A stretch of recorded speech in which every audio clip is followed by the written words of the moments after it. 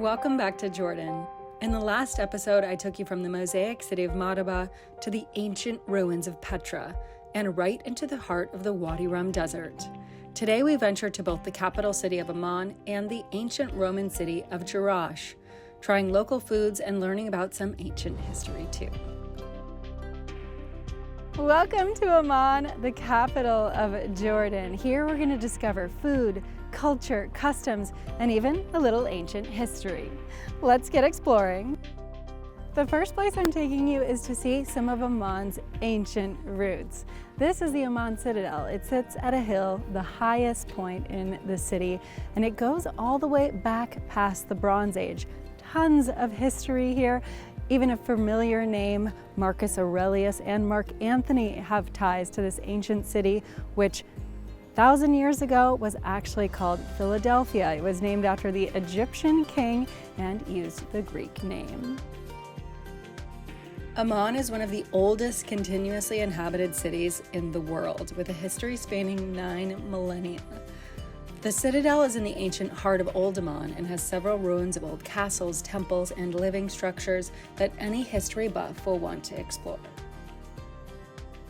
One of the most prominent features here is the Temple of Hercules. This was built in the 1st century for the ruler of the Roman Empire at the time, Marcus Aurelius. Now, there used to be part of a hand and an elbow that historians believe was actually Hercules, hence the name of this temple. No one knows what happened to the rest of the ancient statue believed to be Hercules, but from what remains of the Roman times, I'm sure it was quite the piece of art. The Romans built the Temple of Hercules and they ruled here for a few hundred years, but they weren't the only ones that ruled this land.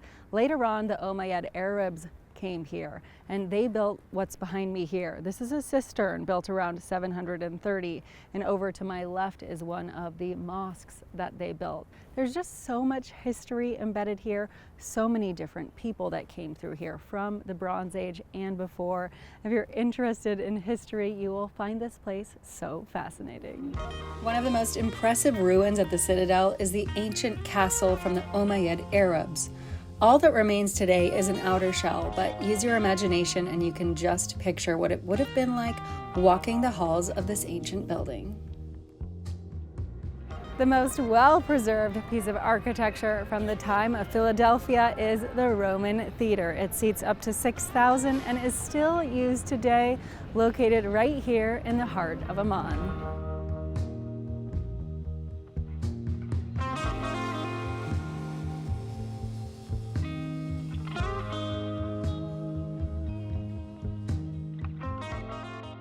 There's nothing quite like going to have a meal at your grandmother's house, right? Well, right now we're at a restaurant called Biet City, and it means my grandmother's house. We're going to be taking a cooking class here. Now, this restaurant was voted one of the 10 best vegetarian restaurants in the world back in 2014, and I cannot wait to get in there and try some of the traditional Jordanian dishes. And so what we do is, out of her grandmother's house, out of our grandmother's house, out of her house, we decided we wanted to empower women. So we bring women here to get them to teach you how to cook these dishes that she used to teach us, and we try to empower them in that way. Today we have Malik, and she's going to be teaching us how to make one of my favorite dishes. Today we're going to learn how to make matlube. Okay. Have you ever heard of it? I have not. Okay, amazing. I love it. You've been here 10 days and you haven't? Okay, good. Today you're going to learn how to make this dish, and this is made with eggplant, cauliflower, chicken, and rice. Okay. And we're going to flip it upside down. We call it matlube because matlube literally translated means flipped upside down. Okay. A lot of the dishes in Arabic cuisine, and these are homemade dishes. These are dishes that you can't really find in restaurants.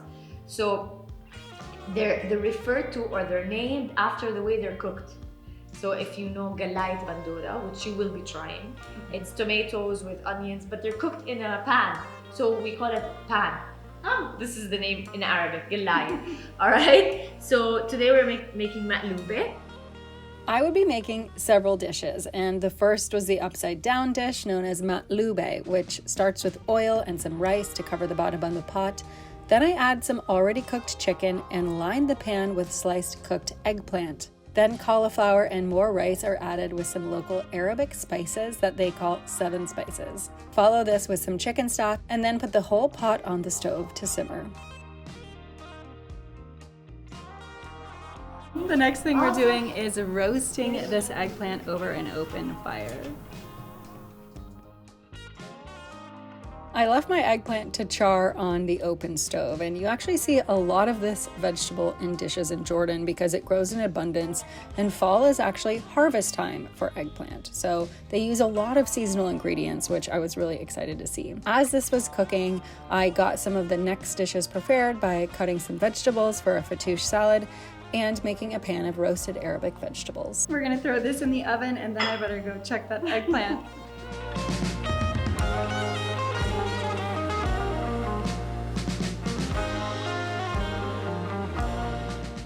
Once the skin on the eggplant was very well charred, it was skinned, finely chopped, and combined with tahini and mixed to create baba ganoush.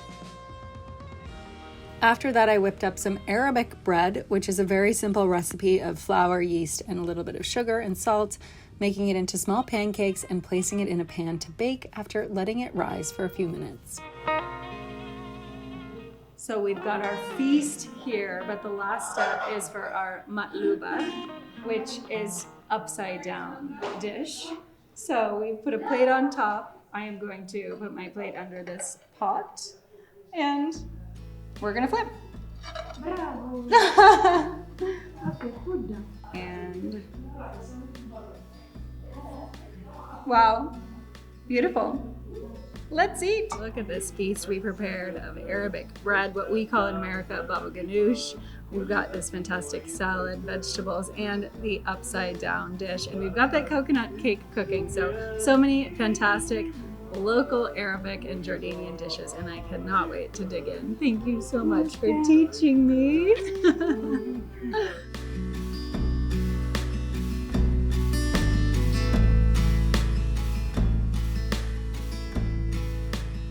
That was delicious home cooking here in Jordan.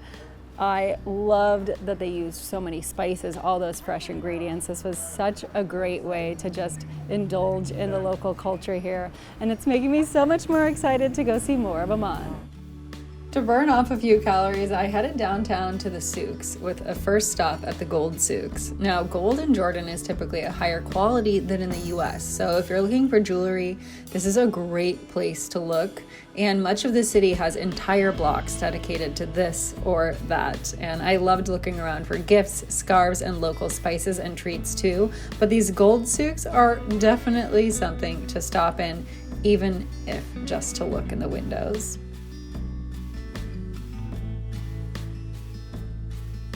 Right now I'm walking down Rainbow Street. This is one of the more touristy areas, lots of shops, lots of cafes and restaurants. I've already gone into a few stores. As you can see, got a nice scarf, got some souvenirs to take home. If you're coming here, definitely check this street out. There's lots to see. Street food is also incredibly good and incredibly cheap in Amman, so don't be afraid to try a few things, namely nafe and falafel.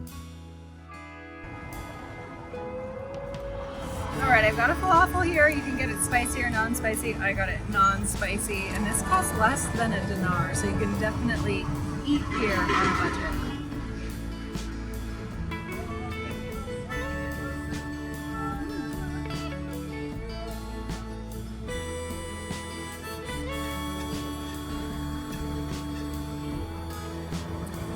Super good. Falafel, tomato, some tzatziki in there. Love this nice toasted bread. Super delicious. What a great snack any time of day here.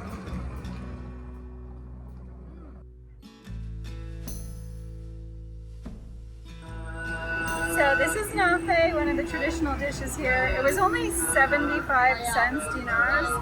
It's kind of like baklava on top and cheese on the bottom.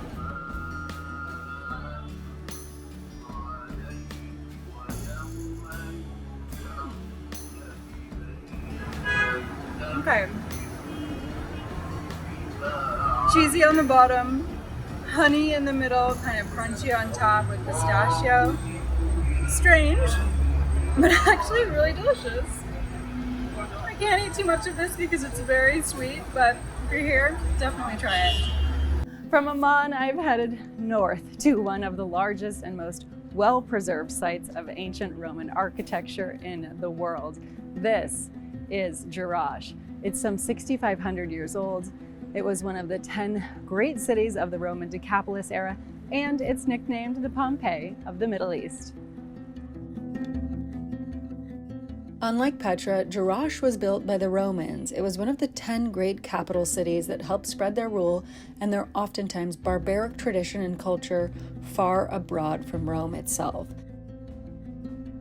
Some of the most impressive sites in Jerash are Hadrian's Arch, which was constructed in the 2nd century, the Corinthian columns of the Temple of Artemis, and the huge Forum's oval colonnade, which had me turning my head in wonder.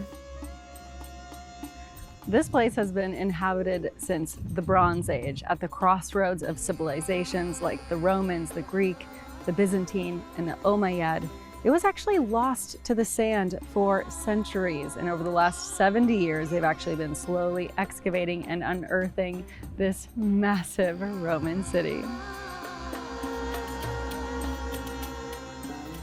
Roman chariot races are something we've seen in many a movie, and this next place, called the Hippodrome, is exactly where they took place. Let's go check it out.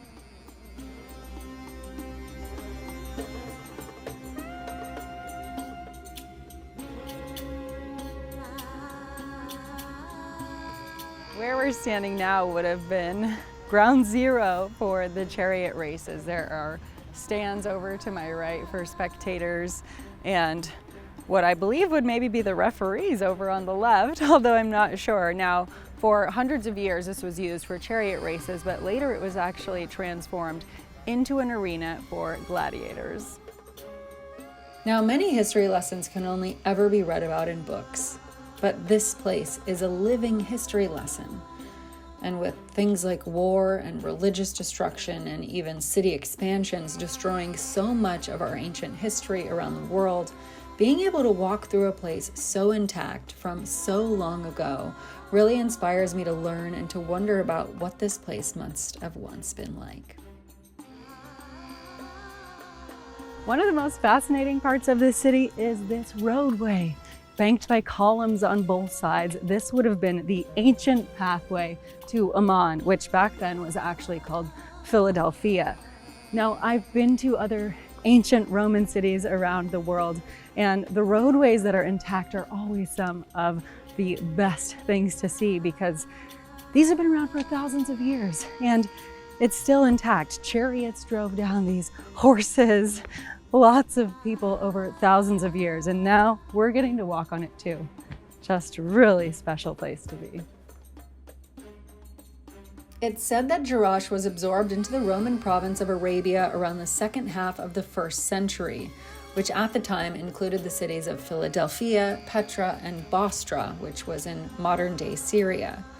The Romans ensured security and peace so that people could devote their time to economic development, and Jerash is said to have been one of the largest and wealthiest cities in the ancient Near East at the time.